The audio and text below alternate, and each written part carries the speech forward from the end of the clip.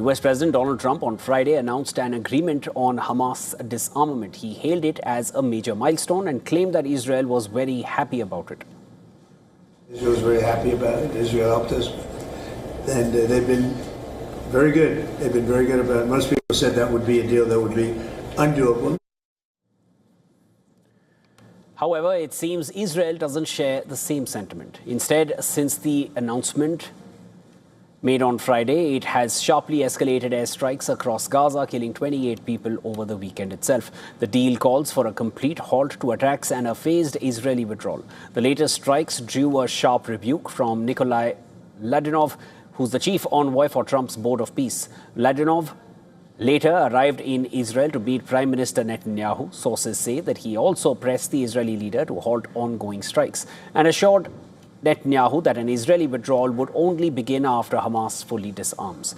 The rift marks the latest sign of growing friction between Trump and Netanyahu. The two leaders remain at loggerheads over Iran, with Israel skeptical of Trump's diplomatic push to end the war launched in late February.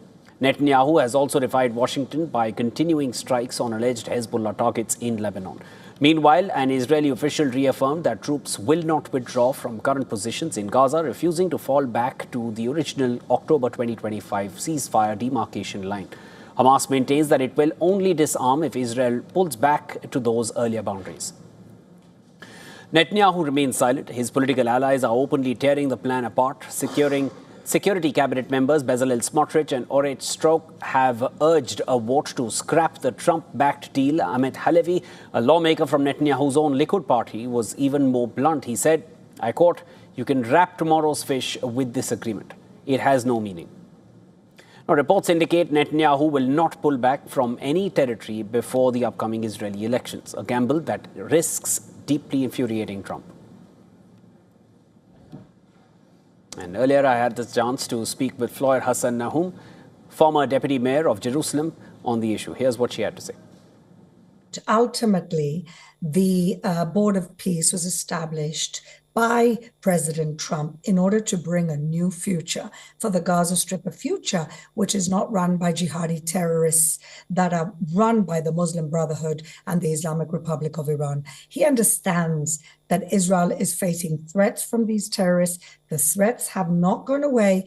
They are still keeping armament. They are still trying to plot. They say it themselves. You don't have to go too far. Just look at what Hamas is saying over the last few days. They're saying, we are not going to be keeping or respecting this deal.